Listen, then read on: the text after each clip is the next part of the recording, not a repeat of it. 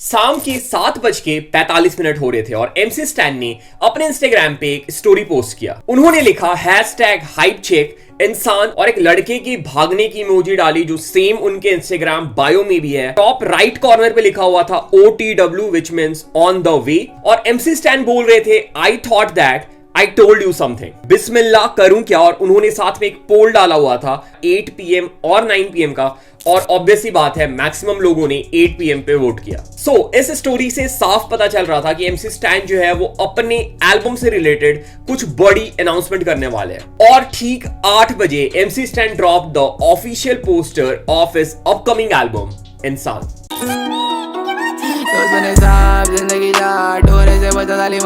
और सिर्फ MC stand ने अपने एल्बम का पोस्टर ही ड्रॉप नहीं किया था, पोस्टर के साथ उन्होंने नीचे कैप्शन भी डाला था जहां पे उन्होंने फॉर द फर्स्ट टाइम अपने अपकमिंग एल्बम इंसान के बारे में कुछ इंफॉर्मेशन डिस्क्लोज करी। MC Stan said the first step of listening to Stan is to discard any and all expectations. The next is to prepare for what one can never be entirely certain. At a minimum brace of a reintroduction to a new school wave of hip hop in India. इंसान ही एक जात है. Humanity was and will always be above all. Humans have started believing in illusions and live in their own worlds. This album is the truth about insan and various other elements of life which Stan has experienced and is expressing through this album. Life is a trip, you know my shit. I am just human. MC Stan. Still, in the end, any word that could describe insan, straightforward, from the heart,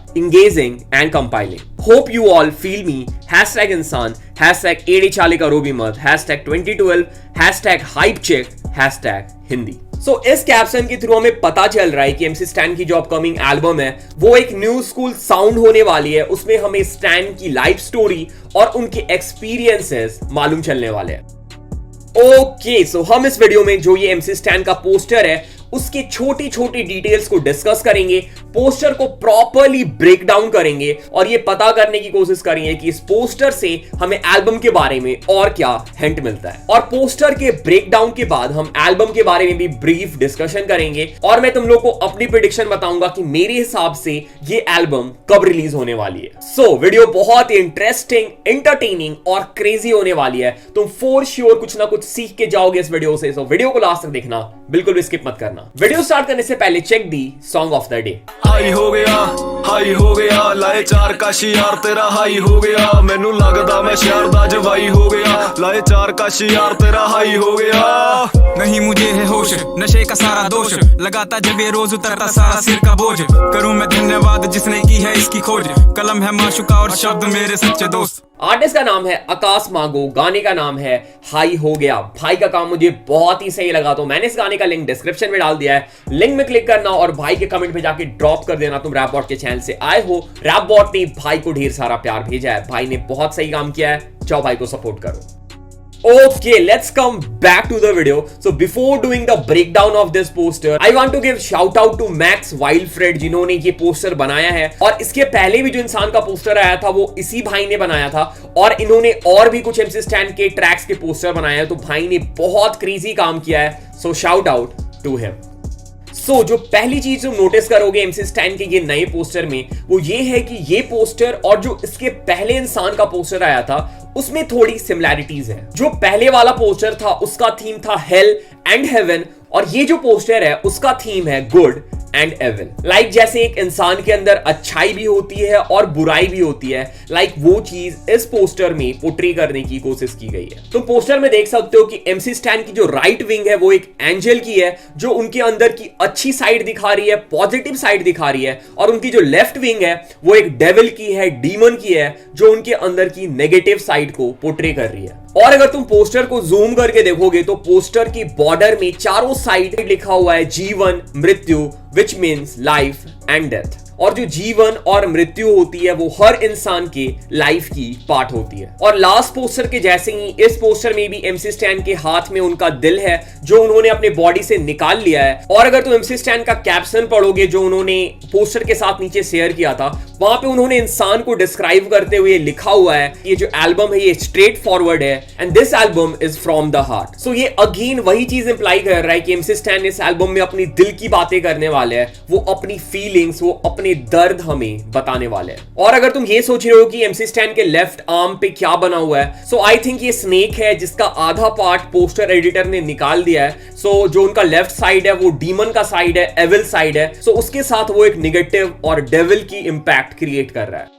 और अगर तुम MC Stan के गले में देखोगे तो उन्होंने अभी जो अपनी नई ज्वेलरीज बनाई है, नई आइस बनवाई है, वो सारा उन्होंने लगाया हुआ है। और तुमने इस टाइप की बल्क में पहनी हुई ज्वेलरीज बाहर के आर्टिस्ट को देखा होगा, और मोस्टली जो न्यू स्कूल आर्टिस्ट है वो बहुत ज्यादा ज्वेलरी पहनते हैं। So again this is indicating जो MC Stan का एल्बम होने वाला है उसमें हमें न्यू स्कूल साउंड देखने को मिलने वाला है। और मोस्ट प्रोबेबली जो MC Stan के गाने होंगे इस एल्बम के, लाइक म्यूजिक वीडियोज होंगे, उसमें भी हम MC Stan इन ज्वेलरी के साथ नजर आए। और अगर तुम MC Stan के बैकग्राउंड को जूम करके देखोगे तो पीछे ग्रेवयार्ड है, और जहां पे ग्रेवयार्ड होती है, डेड बॉडीज होती है, तो उसके ऊपर तुम्हें ईगल्स देखने को मिलते हैं। दैट्स व्हाई पोस्टर में ईगल यूज किया गया है। और पीछे जो ग्रेवयार्ड है वहां पे डेड बॉडीज से हमें सोल भी निकलते हुए पीछे दिख रहे हैं। और अगर तुम नीचे जूम करोगे तो नीचे से कुछ हाथ निकलते हुए नजर आ रही है, जो कि अगेन लास्ट पोस्टर में ही सेम ऐसी ही निकल रही थी, जो कि हेल का इफेक्ट क्रिएट करने के लिए यूज किया गया था। सो आई थिंक यहां पे भी जो पोस्टर मेकर है उन्होंने हेल का इफेक्ट क्रिएट किया है, या फिर जो ग्रेवयार्ड है उसके इफेक्ट को इनहेंस करने के लिए हैंड्स को यूज किया है। और आखिरी चीज जो तुम नोटिस करोगे इस पोस्टर में, अगर तुम MC Stan का जो कूल सा हेयर स्टाइल है उसके पीछे जूम करके देखोगे तो एक सर्कल सा बना हुआ है जिसके पीछे एंशिएंट स्क्रिप्ट लैंग्वेज में कुछ लिखा हुआ है। सो मैंने इससे रिलेटेड इंटरनेट पे सर्च किया कि ये क्या हो सकता है। So there is a two possibility. पहली तो ये है कि जो पोस्टर मेकर है उन्होंने स्पेस को फिल करने के लिए, जो बैकग्राउंड में स्पेस बच रहा है, खाली स्पेस, उसको फिल करने के लिए ये यूज किया है, और इसकी कुछ उतनी इंपॉर्टेंट मीनिंग नहीं है। और दूसरा ये हो सकता है कि ये कोई एंशिएंट सिविलाइजेशन की कैलेंडर हो, क्योंकि जो पुराने कैलेंडर्स होते थे उनका शेप ऐसे ही होता था और उसमें इसी टाइप के एंशिएंट स्क्रिप्चर्स जो थे वो लिखे होते थे। For example Maya calendar. तो ऐसा हो सकता है कि पीछे जो स्क्रिप्ट है उसका कुछ कनेक्शन हो लाइफ और डेथ के साथ। ओके, सो मैंने लगभग सारा कुछ कवर कर दिया जो इस पोस्टर में है, और मैं ये नहीं बोल रहा कि मैंने जो प्रेडिक्ट किया है, जो मैंने बोला है वो एग्जैक्टली सही है, ठीक है। ये मैंने अपने हिसाब से बताया है, तो वो चीज को तुम ध्यान में रखना। Okay, let's now move to the second part of this video.